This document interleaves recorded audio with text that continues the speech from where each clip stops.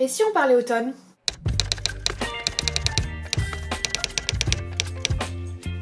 Bonjour à tous et bienvenue ou re-bienvenue sur ma chaîne La Bibliothèque d'Emilia. Aujourd'hui on se retrouve pour que je vous présente mes petites pépites de l'automne, les petites choses que je vous recommande de lire et de regarder si vous restez jusqu'au bout de la vidéo.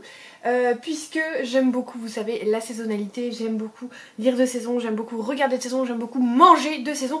Bref, j'aime vivre les saisons à fond la caisse, même s'il faut l'avouer qu'avec ma teinte de peau, le marron, c'est pas la couleur qui me va le mieux, du moins ce marron là. Les trucs un peu plus chocolat, marron glacé, ça va mieux. Mais on va dire que les couleurs de l'automne, c'est pas ce qui me va le mieux, mais c'est pas grave, j'adore l'automne quand même. J'ai mis mes petites décorations, je sais pas si vous les voyez, là j'ai mon petit bout sur sa citrouille, là j'ai une petite boule à neige écureuil, et puis ben là où vous voyez pas, c'est là où la magie opère. Et je me régale ces derniers jours de regarder des films, de regarder des choses, même de mettre la cheminée ou des petits paysages automnaux sur la télé pendant que je bouquine. C'est un vrai régal. Donc eh ben, écoutez, je vous ai concocté une petite sélection de livres à lire pour cet automne. Je n'ai pas tout mis. Je n'ai pas mis certains de mes favoris tout simplement parce que ça fait 3 ans que je vous fais cette vidéo et qu'il y a certains livres dont je vous ai déjà beaucoup parlé. Donc j'ai essayé de varier un peu, de remettre un peu des choses que je remets à chaque fois et en même temps rajouter des nouveautés. Bref, vous allez voir. On va commencer par les graphiques, et graphique au sens très large, vous allez voir. Parce qu'en fait, je n'avais qu'une BD et je me suis rappelée d'un autre titre que je pouvais glisser là, mais bref. Je vais vous présenter une BD. Alors c'est très rare puisque je lis très peu de BD et en général, j'ai besoin d'être vraiment convaincue par la patte graphique, ce qui est très rarement le cas, je vais pas vous mentir. J'ai beaucoup de mal à accrocher avec l'esthétisme des univers graphiques. Alors il y en a que j'aime beaucoup, mais il y en a quand même en proportion beaucoup que je n'accroche pas. Et en fait à Montreuil avec Aurélie on est passé devant un stand donc Jungle, et l'illustrateur était en train de tout simplement faire une dédicace et on s'est dit waouh c'est trop bien. Il s'agit de L'île du crâne, écrit par Max Lermenier d'après le roman d'Anthony Horowitz, et c'est illustré par Clément Lefebvre. C'est lui qui nous a fait la jolie petite illustration. Moi j'ai eu celle-ci. Voilà, et franchement c'était un régal de parler avec lui et d'avoir cette illustration puisque c'est un grand fan d'Harry Potter et que en fait cette série de livres à la base est censée avoir inspiré J.K. Rowling. Donc on a beaucoup de similitudes et on a beaucoup parlé Harry Potter avec du coup l'illustrateur, mais aussi L'île du crâne, et je vous avoue que c'était trop bien. Je l'ai lu d'une traite, ça se fait très vite. Et en fait je n'ai qu'une envie, c'est qu'il soit là à Montreuil cette année et que je puisse lui prendre le tome 2 parce que le tome 2 est sorti ou va sortir. J'ai vu ça en tout cas sur Instagram, je me suis dit ah trop bien. Donc voilà, restez à l'affût. Mais en tout cas si jamais, même comme moi, vous n'êtes pas trop BD mais que vous avez envie d'un petit truc pour l'automne un peu tout doux, tout bien, allez-y, c'est très très chouette. Alors oui, il y a des similitudes avec Harry Potter, mais je trouve que c'est plus des similitudes graphiques dont à mon avis les réalisateurs se sont inspirés au moment où ils ont fait le film. Et oui, il y a quelques similitudes, notamment du fait que les parents sont pas gentils et qu'ils l'envoient ailleurs, dans une école un peu. Mais ça en fait, est-ce que c'est pas le propre de quasiment tous les romans jeunesse? En tout cas, une grosse partie qui se passe dans des écoles. Donc je suis pas convaincue du côté c'est ce qui a inspiré Harry Potter. Ça a pu lui donner 2-3 idées, mais après l'intrigue, le monde, c'est complètement différent une fois que vous êtes arrivé dans l'école, donc je suis pas d'accord. Mais bon bref, ça c'est un débat. Deuxième roman qui est pas vraiment graphique, mais il y a quand même pas mal d'illustrations, donc je l'ai mis là.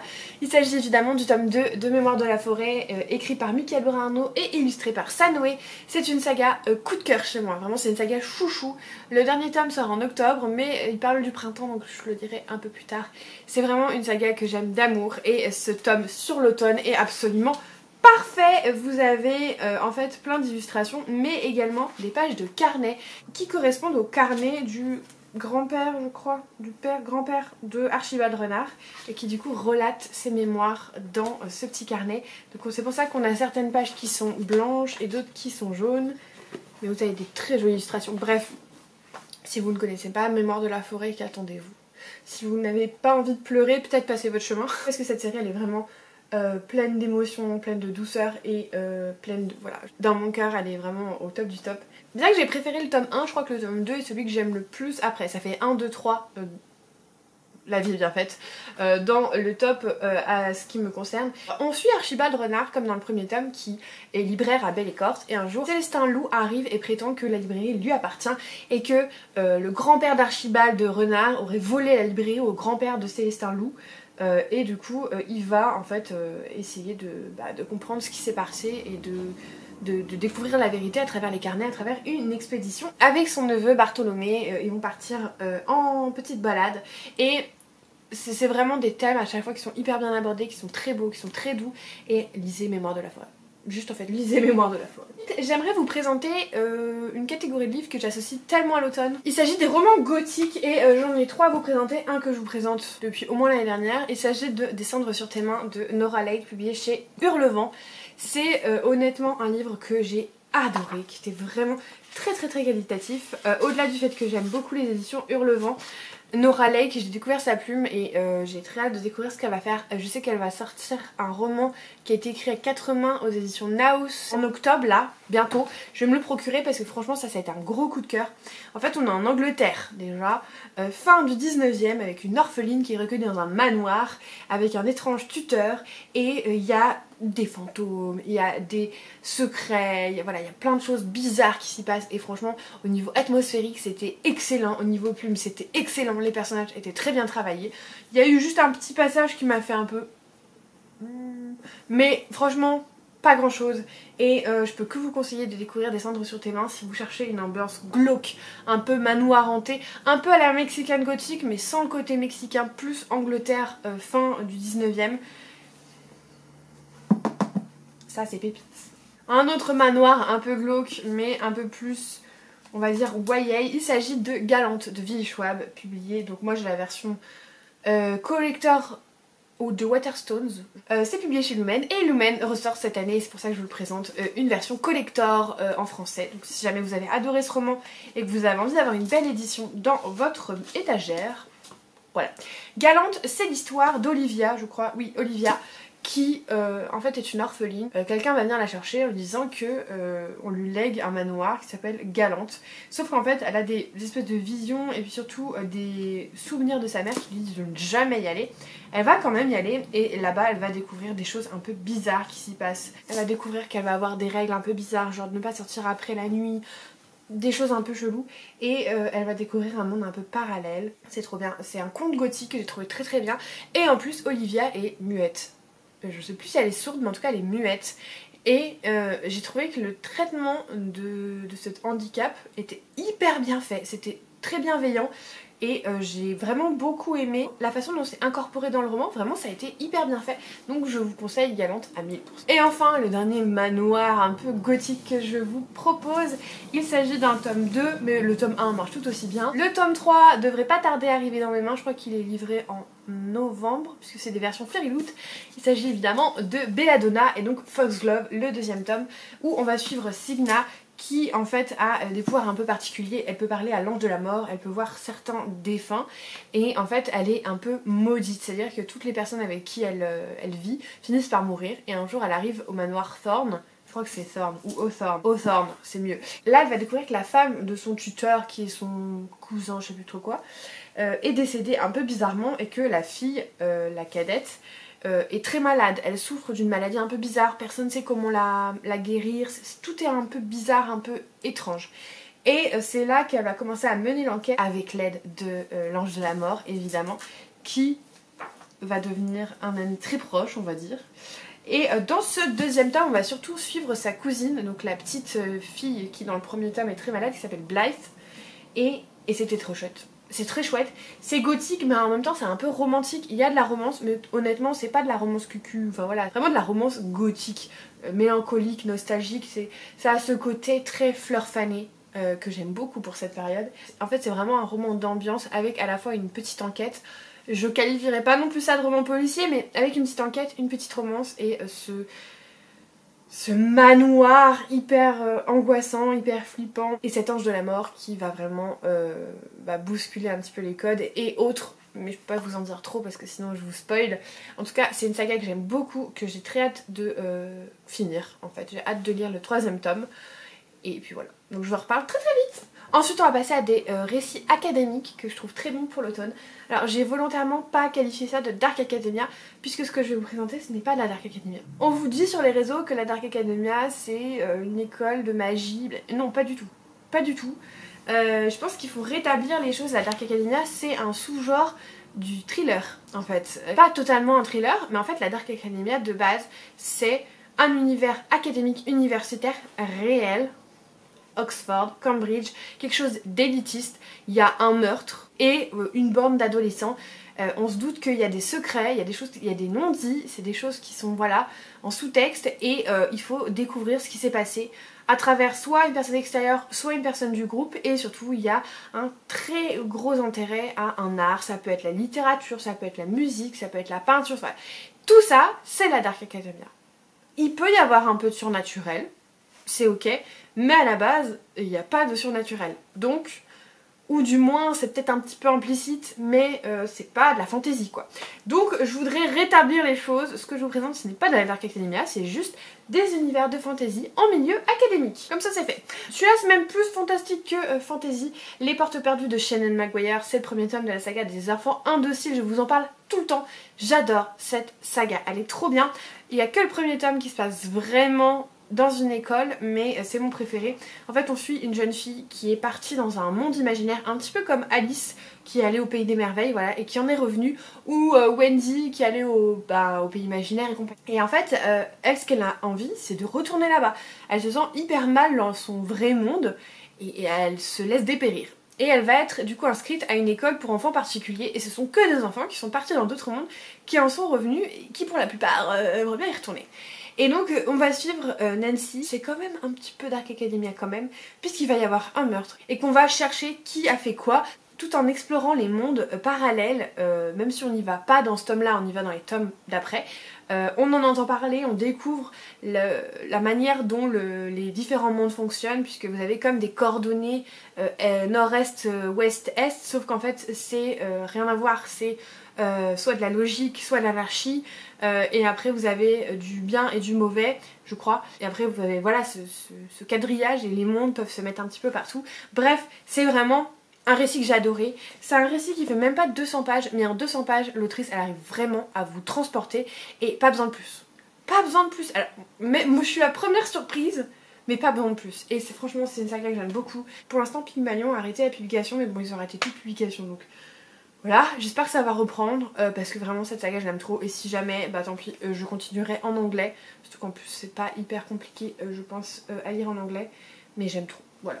Un autre univers académique qui se passe uniquement dans le premier tome et je suis très étonnée parce que je pensais vous l'avoir présenté dans d'autres recommandations mais jamais, donc bah il est temps. Nevernight de J. Christophe, c'est mon tome préféré puisqu'il se passe dans une école, enfin dans une école un peu particulière. On suit Mia dont toute la famille a été décimée à la suite d'un coup d'état puisque son père était un petit peu un haut représentant dans un univers un petit peu inspiré quand même comment dire, du fonctionnement de l'Empire romain et toute sa famille a été assassinée et du coup elle se retrouve à essayer de venger sa famille et pour cela elle va rentrer dans une école d'assassins, elle va rejoindre l'église rouge et faire partie de Notre-Dame de Saint-Meurtre et pour apprendre en fait tout simplement à devenir une assassin. Robin Hobb a recommandé ce livre. Alors Nevernight, j'ai adoré les deux premiers tomes, surtout le premier. Le troisième m'a déçu au plus haut point. Mais je pense que l'auteur était déjà à fond sur sa nouvelle saga, qui est excellente, et que du coup il a bâclé la fin. Je vois que ça comme possibilité pour que ça ait été si mauvais, la fin, enfin si mauvais. Vraiment ça n'avait pas du tout la même qualité que les deux premiers tomes. Mais honnêtement je vous la conseille quand même, elle est sortie en poche, en plus je crois intégralement. Donc vous pouvez la découvrir à moindre coût. Vous avez plein de rééditions qui ont été faites, moi j'ai les toutes premières. D'ailleurs c'est celui-là qui est signé ou pas ? Non, je crois que c'est... Ah si! Pour vous dire que celui-là, je vais le garder précieusement. Bref, c'est un écrit que j'ai vraiment beaucoup aimé, même si je préfère sa nouvelle saga. Mais là, le côté un petit peu école, c'était trop chouette. Et enfin, on passe de Nevernight à Nevermoor, écrit par Jessica Thompson. Donc le premier tome, publié chez PKJ. Le quatrième tome se fait très très languir, mais je crois que ça y est, la publication est officielle en VO, donc ça ne devrait pas tarder. Morrigan Crow, elle est née le jour du merveillon, ce qui veut dire qu'elle est maudite et qu'elle est condamnée à mourir à 11 ans. Sa famille l'a toujours traitée comme du caca, et un jour, bah en fait le jour de sa soi-disant mort, un homme très, on va dire, fantasque vient tout simplement l'adopter entre guillemets et l'emmener dans le monde de Nevermore, lui dire qu'en fait elle n'est pas du tout destinée à mourir et qu'elle va aller très très bien et elle va tout faire pour rentrer à la Wondrous Academy. Donc dans ce premier tome on va suivre des épreuves pour rentrer à l'académie. C'était trop chouette, c'est pas mon tome préféré, je trouve que les deux après sont excellents, mais si j'aurais un conseil à vous donner, c'est que cette saga, je vous conseille de l'écouter parce que la narratrice est excellente. Morrigan Crow, c'est un petit peu Harry Potter qui est croisé avec Alice au Pays des Merveilles. Personnellement, je suis pas très fan d'Alice au Pays des Merveilles, mais là, le côté fantasque est pile ce qu'il faut pour que ce soit pas trop pour moi. C'était trop chouette, vous avez des personnages qui sont hyper attachants, un monde qui est très rigolo, très loufoque, et je pense que vous avez passé un très bon moment avec cette saga, donc découvrez-la. Ensuite, je vais vous parler de récits fantastiques à plus grande échelle. Et le premier, je ne l'ai pas, mais je ne peux que vous le conseiller. C'est la saga de la faucheuse. Vraiment, gros coup de cœur pour cette saga. Je l'ai lu à l'époque, j'allais à la bibliothèque. Donc je ne l'ai pas dans les bibliothèques, mais je pense que si je l'avais, elle serait toujours ici. Elle serait toujours par là. Elle ne serait pas partie parce que cette saga, elle est absolument incroyable. Et pour l'automne, c'est très bien parce que ça parle de mort et compagnie, puisque en fait on est dans une société dystopique où la mort n'existe plus, on a réussi à vaincre la mort, sauf que bah, pour qu'on ait assez de ressources et compagnie, il faut bien que des gens meurent. Et du coup, pour ce faire, vous avez un système statistique qui dit que bah, chaque année, tant de personnes meurent sur les accidents de la route, et sur ces tant de personnes avaient entre 18 et 35 ans, tant de personnes étaient des femmes ou des hommes, tant de personnes venaient de telle ou telle catégorie sociale, et en fait c'est sur ces statistiques naturelles, de mort naturelle du moins, que les faucheurs vont être en fait mandatés pour tuer définitivement cette fois-ci les personnes puisque la mort naturelle n'existe plus. Et en échange, la famille se voit attribuer une grosse somme d'argent. Voilà, c'est pas juste salut t'es mort, bim c'est fini. Non, il y a quand même heureusement une petite compensation. Mais c'est ce qui fait que certaines personnes vont vivre très longtemps et d'autres vont mourir très rapidement. Et à ça va se créer le problème en fait. Vous avez plus de personnes de classe pas aisées du tout qui vont mourir parce que moins d'accès aux médicaments, au niveau de la sécurité, pas forcément toujours l'occasion d'avoir les voitures les plus safe et compagnie. Et voilà, tout ça fait que les personnes de la classe aisée vivent majoritairement quand même plus longtemps ou plus vieux. Je parle de moyenne globale de statistiques, je parle pas de cas particuliers. Que des personnes de classe populaire qui, elles, peuvent, être, quand elles sont malades, peuvent moins se soigner par exemple. Ce qui fait que vous avez un système où les riches vivent plus longtemps. Ce qui pose des problèmes, en fait, encore une fois, c'est ça veut reproduire la mort naturelle, mais ça ne fait qu'accentuer en fait les problèmes sociaux. Mais nous, dans le premier tome, on va suivre un jeune homme qui va faire son apprentissage pour devenir faucheur. Là, ce que je vous dis, c'est vraiment des problèmes de sous-texte qui sont en fait plus développés dans les tomes 2 et 3. Il y a aussi une question d'intelligence artificielle qui va se mêler à tout ça. Mais dans le tome 1, vous allez suivre la personne qui va tenter de devenir faucheur et qui est persuadée que ce qu'elle fait, c'est très bien. Dans un premier temps, évidemment, puisqu'en plus il y a des dérives au niveau des faucheurs, enfin c'est hyper intéressant, c'est très bien exploité et c'est franchement un récit que je ne peux que vous conseiller. Ensuite, une des sagas que j'ai en cours et que j'espère dégommer cette année, il s'agit du Sorceleur d'Andrzej Sapkowski, publié chez Brajlon, et je l'ai mis un petit peu en pause parce que pour moi c'est pas trop des romans d'été, et du coup j'avais pas trop envie de lire ça cet été, mais là j'aimerais bien le dégommer et le terminer grand max début d'année prochaine, parce que je le redis à chaque fois, et à chaque fois ça vous fait beaucoup marrer, mais désolé. Je reste sur mes positions, je veux voir l'histoire avec les traits d'Henri Cavill, pas avec les traits de Liam Bidule Chouette. Voilà, donc il faut que je termine cette saga. Le Sorceleur, vous savez tous de quoi je parle, donc je vais pas vous refaire le résumé, mais c'est une saga que j'aime beaucoup, qui est un peu demandeuse, je trouve quand même, surtout au début, au niveau des nouvelles. C'est un rythme un peu saccadé, avec une plume un peu dure, un peu brutale, mais c'est très chouette, moi j'aime beaucoup. Et enfin, le dernier que je vous conseillerais au niveau de la fantasy, qui ne fait pas l'unanimité, mais moi je l'ai beaucoup aimé, c'est Seul un monstre de Vanessa Allen. Alors moi j'ai la version Fairyloot, mais c'est sorti chez Lumen, et franchement j'ai trop aimé, puisque on va suivre en fait une jeune fille qui fait partie d'une famille de monstres. Et elle va tomber amoureuse d'un chasseur de monstres. Il va y avoir un événement et elle va remonter dans le passé avec un autre fils d'une famille de monstres. Et ce que j'aime bien, c'est qu'ici les monstres sont pas forcément les méchants, c'est vraiment une question de point de vue. Et c'était très haletant, j'ai beaucoup aimé ma lecture, franchement c'était très chouette. Alors j'ai le deuxième tome depuis un petit moment dans ma pile à lire, il faudrait que je le lise. Il faudrait, ça me rappelle, je vais le mettre directement en top de liste sur ma pile à lire de l'automne parce que ça fait trop longtemps que je l'ai pas lu. En tout cas le premier tome avait été une très bonne lecture pour moi, même si tout le monde n'était pas d'accord. Au moment où on l'avait lu en lecture commune, je sais qu'il y avait eu beaucoup d'avis un peu mitigés comme ça, mais moi j'avais passé un très bon moment, donc bah voilà, je vous le conseille. Et enfin, qui dit automne dit cosy, et j'aimerais vous présenter deux titres à ce titre là. Donc le premier, c'est un cosy mystery, il s'agit de Meurtre à Aldermere House, publié chez Cherche Midi, écrit par Cathy Watson. C'est le premier tome de la saga des 3 Dahlia et malheureusement ça ne s'enlève pas.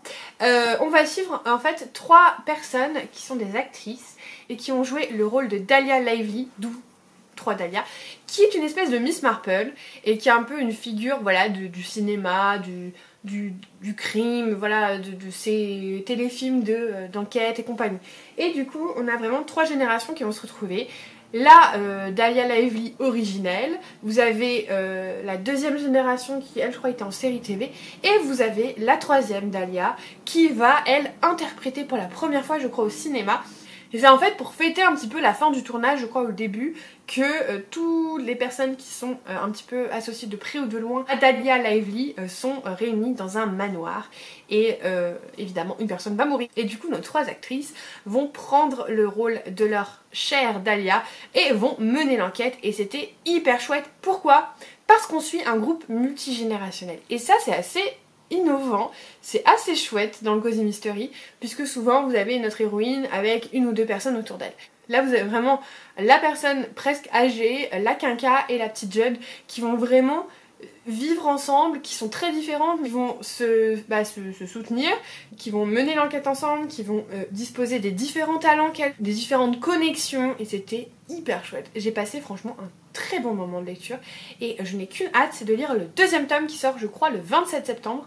Donc oui, normalement cette vidéo sera sortie avant le 27 septembre, mais j'ai vraiment hyper hâte, c'était trop chouette. Et il y a ce côté huis clos aussi que j'ai adoré, puisqu'on est évidemment enfermé dans ce manoir. Alors, il est un peu long, mais franchement, j'ai pas trouvé que ça traînait. Voilà, il est gros, mais ça traîne pas, parce qu'en plus, on suit vraiment les 3 points de vue des personnages, et du coup, bah, ça va plus vite, parce que à chaque fois, on change de point de vue, et on n'a pas l'impression qu'on patauge un petit peu, et qu'on remue l'histoire encore et encore, mais franchement c'était trop chouette, donc je peux que vous le conseiller. Et le dernier, c'est une de mes dernières lectures, ce n'est pas vraiment un cosy mystery, c'est plus un roman cosy.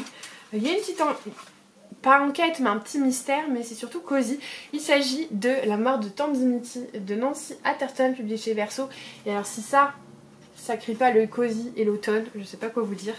On va suivre en fait Laurie qui a passé sa vie à écouter les histoires de sa maman qui parlait d'une tante Dimitri, une espèce d'entité un petit peu qui était du coup l'objet de toutes ces histoires. Elle a toujours cru que c'était quelque chose de fictionnel, sauf que lorsque tante Dimitri meurt, et elle est tout simplement héritière de certains de ses biens et elle va être convoquée dans un cabinet d'avocats.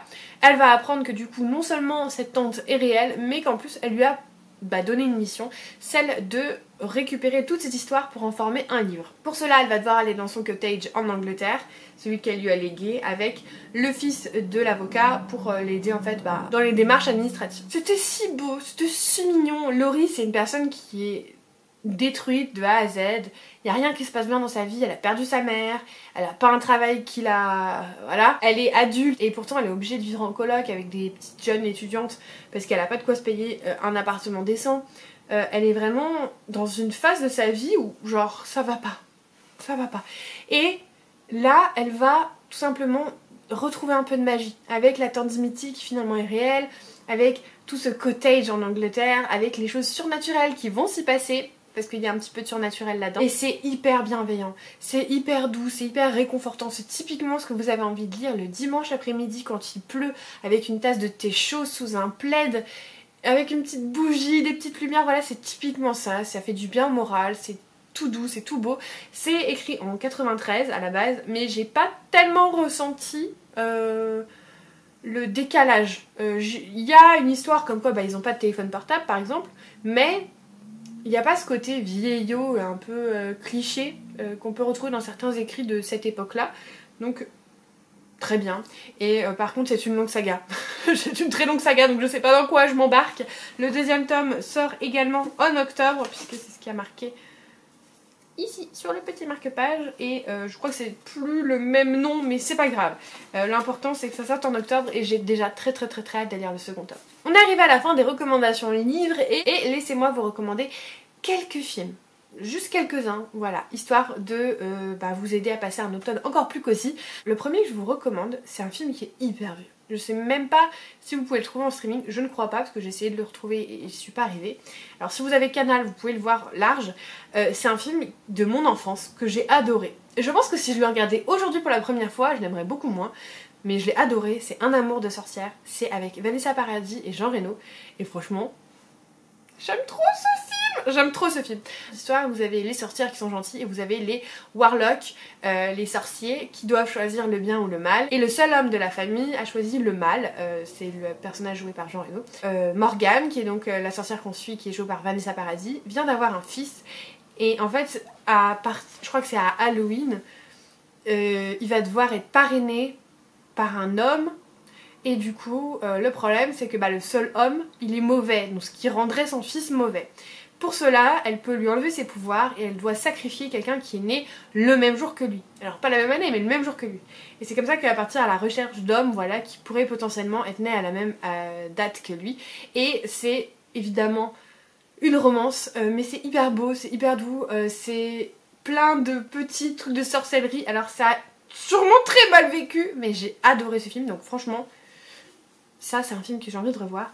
Le deuxième, je l'ai revu il y a pas longtemps, c'est Le Cercle des Poètes Disparus avec Robin Williams. Et pour ceux qui connaissent, parce que si je vous donne le nom de l'acteur, je pense pas que vous connaîtrez, c'est celui qui joue Wilson dans Dr House. Vous avez donc, quand il était jeune, il jouait dans Le Cercle des Poètes Disparus, qui est un film assez choral, assez automnal, où en fait on va suivre une bande de jeunes qui sont dans un internat privé pour garçons aux États-Unis et qui vont faire la rencontre du nouveau professeur de lettres qui va être un petit peu décalé, qui va leur proposer une nouvelle manière en fait d'apprendre, qui va leur proposer aussi un éveil presque spirituel mais aussi un éveil par rapport à eux-mêmes. C'est un film magnifique, aussi très triste, que je vous recommande à 100% pour la saison d'automne, vraiment. Allez-y! Au niveau des séries sagas, je pense que je peux vous conseiller la série de Sabrina, l'apprentie sorcière, avec donc cette actrice qu'on voit partout. Voilà, et que j'ai trouvé très sombre, très dark, comparé à la série des années 90 qui est très colorée, très pop, très mimes quoi. Celle-ci elle est vraiment très dark et c'est ça que j'aime beaucoup, c'est que du coup ça crée vraiment un environnement très particulier. La fin de la saison part un petit peu en cacahuète, je vais pas vous mentir, je trouve que c'est un petit peu bizarre, mais le début est vraiment chouette et la colorimétrie aussi je trouve est absolument parfaite. Donc voilà, si vous cherchez un truc un petit peu effrayant mais pas trop, peut-être que cette série pourra vous plaire. Et enfin, mon incontournable de la saison d'Halloween, tous les ans je le regarde, il s'agit de Casper. J'adore ce film, je saurais pas vous dire pourquoi, c'est vraiment un film que je trouve beau, que je trouve émouvant, rigolo à la fois, c'est vraiment un film juste adorable. C'est avec Christina Ricci et je trouve qu'elle est absolument parfaite dans son rôle. Et en même temps c'est étonnant parce qu'elle a plus l'habitude de rôles un peu plus creepy et là elle est juste une petite jeune fille et elle le fait hyper bien. Et Casper il est juste incroyable. Donc voilà, si vous cherchez un film pour Halloween avec des fantômes mais pas trop creepy parce que vous n'aimez pas les choses qui font trop peur, Casper. Vous aurez remarqué que je vous ai proposé pas mal de vieux films, mais je me dis qu'en fait les nouveautés, vous les voyez partout sur Netflix et tout le monde en parle, alors que ces petites pépites, ces vieux films, ça peut vous donner des petites idées. Vraiment, Un amour de sorcière, je l'ai pas vu en tant qu'adulte, donc je peux pas vous dire ça a bien vieilli, mais j'ai un super bon souvenir. Par contre Casper je le regarde tous les ans, donc j'espère que cette vidéo vous aura plu. Si vous êtes toujours là, n'hésitez pas à mettre une petite citrouille, des petites feuilles, des champignons, des renards, voilà, des choses qui crient l'automne. Un grand merci pour tout votre soutien, ça me fait très chaud au cœur de vous lire, et notamment là la vidéo sur ma pile à lire de l'automne vous a beaucoup plu, donc ça m'a fait très plaisir. Si vous êtes toujours pas abonné, n'hésitez pas à le faire, mettre un petit commentaire et un pouce en l'air. Et moi comme d'habitude, en attendant la prochaine vidéo, je vous souhaite de merveilleuses lectures et je vous fais des bisous.